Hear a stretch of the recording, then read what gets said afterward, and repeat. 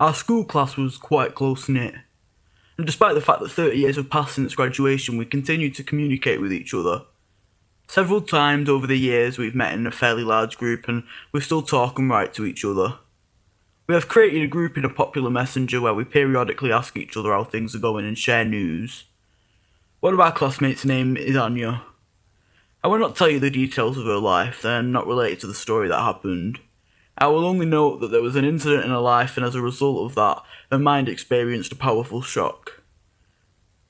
Anya was once attacked by a maniac from which she fought off at the cost of a serious injury to her hand. Her mental balance was disrupted, but nevertheless, she was able to rehabilitate and live a normal full life. She did not get married but gave birth to a child, a daughter. Only very close people would notice that the tragedy had affected her mental state. An outsider wouldn't notice anything. She didn't actively participate in the messenger's correspondence, though she read all the information diligently. She only responded to invitations to participate in the next meeting. On the eve of the New Year, she suddenly sent a message in the chat. "Hi friends, it was my birthday 2 days ago, where have you all gone?" Of course, we quickly realised our mistake and sent our congratulations and wishes. Anya responded, "Thank you, my dears. It's strange that I can hear you. It's so nice, quiet and peaceful here. I love you all." I wanted to know where Anya was. "Are you at your dacha? Where are you? Send me a photo," we wrote. However, Anya didn't answer anymore.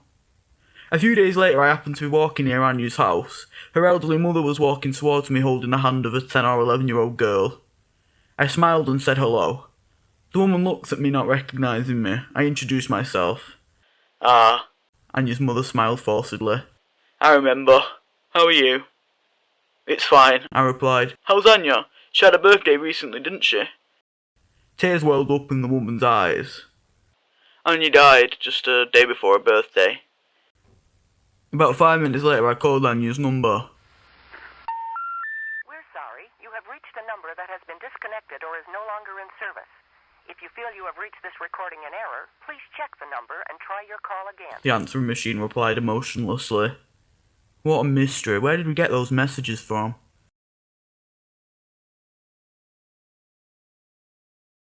Hello. I want to tell you a story that happened to me a few years ago. I went to the forest to pick berries, and since I didn't know the area well, I got lost. I came out of the forest when it was already quite dark, and I found myself near a railway station. There were 4 small unremarkable houses with no lights on.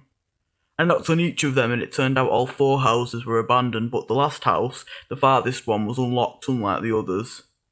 I entered the house, hoping to find some rest after my hike through the forest. It was warm inside, but it smelled damp and it was clear that no one had visited the house for a long time. However, everything was neat and clean. I sat on the bed and listened. Somewhere nearby there was murmuring water, a running stream. In the only window appeared the moon. It was already late and I decided to spend the night in this warm place until morning. Lying down on the bed I quickly fell asleep. I don't know how long I slept, but I woke up with a strong desire to go to the window. My legs themselves seemed to take me to the window, and again I could only hear the sound of the stream, except it was louder than before. I looked out and was stunned to see a large silhouette standing in the moonlight about 30 metres away from the house, directly opposite the window. The sound of the water became even louder in my ears. The silhouette did not move. It stood silently, staring at me. I don't know how long it lasted, but suddenly it started shaking its head and walked slowly away towards the forest. I felt extremely weak. A cold sweat broke out on my body and my hands started shaking violently. I felt very ill and was so tired that I barely made it back to the bed where I collapsed. When I woke up the next day, the sun was at its highest point, indicating that it was noon. I didn't feel very strong after sleeping. On the contrary, I wanted to sleep even more. My soul felt disgusting and anxious. But I gathered strength and left the house. Strangely enough, I no longer heard the murmur of the stream. I left this unfortunate place, and although it was difficult to walk, after some time I made it to the road and went home. I don't know what it was, but I think it hypnotised me and stole some of my energy. I had thoughts of for several days after that. If it was a human, it was huge, at least 3 meters tall.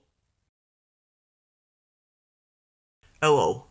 3 years ago I served in the army in the motorised rifle troops in the village of Gudum, Chukotka. One day, two of my comrades and I were assigned to stand guard at the barracks. At midnight, when our company was long asleep, my comrades and I were tidying up our barracks. When we finished cleaning, I sent them off to bed and stood on the nightstand to keep watch. I was supposed to switch shifts in 2 hours. Well, when everyone was asleep, I was standing on the nightstand reading a letter my mother had sent to me, and suddenly, out the corner of my eye, I noticed someone approaching from the barracks entrance. I turned my head and saw the Chief of Staff walking toward me, and I ran up to him and saluted him. But he didn't even notice me, as if I wasn't even there. He passed by me and towards our unit's headquarters where my comrades were sleeping. I wondered where he was going, so I quietly followed him. He entered the barracks, walked past the sleeping soldiers, and reaching the last wall of the barracks, he stopped. He turned around and looked around the entire barracks, and then suddenly he turned to the wall and, taking a step, stepped through it and disappeared. This sight that greeted me simply opened my eyes, but soon I realised that I must have imagined it due to my fatigue. When they came to relieve me, I didn't tell anyone anything, but simply went to bed. The next day, after waking up and having breakfast, all of us soldiers were called to a large assembly on the parade ground. When we arrived, we were told that our Chief of Staff had died that night. After hearing everything, I immediately remembered the night before and realised that the ghost of our Chief of Staff had come to our barracks yesterday. I think he came to say his final goodbyes. May you rest in peace, Chief. May you rest in peace. During the 700 days and nights I spent serving my country in the Soviet army in northern Kazakhstan, many strange things happened. Here's one of them. The winter of 1991 was harsh in Karaganda. Minus 20 degrees Celsius, a lot of snow and a strong cold wind. The constant snowstorm made life in the army even more difficult. It was impossible to see more than a few meters in front of you. The white blanket of snow and the freezing temperatures often led to accidents. In one case, a soldier ventured outside the perimeter, wandered 5 meters away from the checkpoint and froze to death before finding his way back to base. To avoid such problems in the future, we began to stretch ropes between the main objects and hang ID flags in different colours on them. Each colour led to a different building on the unit's territory. Black to headquarters, green to the medical unit, blue to the barracks, etc. I was on guard duty and walking through the snowstorm, following the red flags on the icy rope to the mess hall for breakfast. Suddenly a soldier came out to meet me. I didn't recognise the soldier, even though I had arrived at the unit from training 6 months prior, and knew almost everyone personally. The unit was small. What struck me, however, was that he wasn't wearing a winter hat but an Afghan summer hat, and even the ears weren't down but tied at the back of his head. The top button of his coat was unbuttoned and he was wearing a summer cotton uniform instead of a winter woolen one. "Privyet. Where does the second platoon live?" the stranger asked cheerfully. "In the barracks. Where else would they be in this cold?" I was in the second platoon myself, but I'd never seen this character. "Spasibо," the guy replied cheerfully, before disappearing into the direction of the barracks. I went to the dining room where my friend, the cook, Igor Popolovsky, fed me a delicious meal. I didn't see that soldier again for the next 6 months of my service, but it didn't bother me much. There were positions in the units that we wouldn't see for several months. Signalmen at the remote outpost, stokers at the boiler room, guards at the DVP and so on. It was summer. Igor the cook was going on to Sverdlovsk.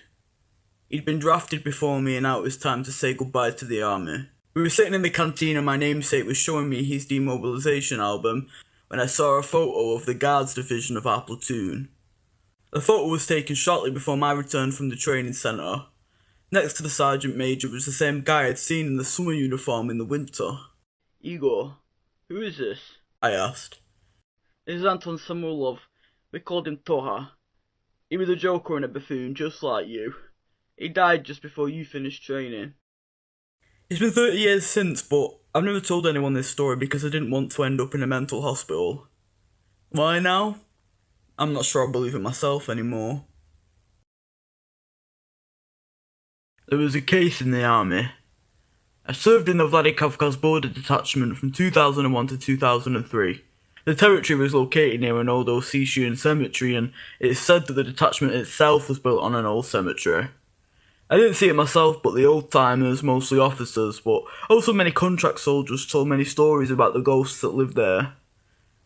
There was a soldier's pool in the summer which never had any water in it during our service. They say in the late 80s, when water was poured into it at night, flying luminous entities were seen above it. The sentries were frightened many times, they opened fire even, but it all disappeared after the water was drained.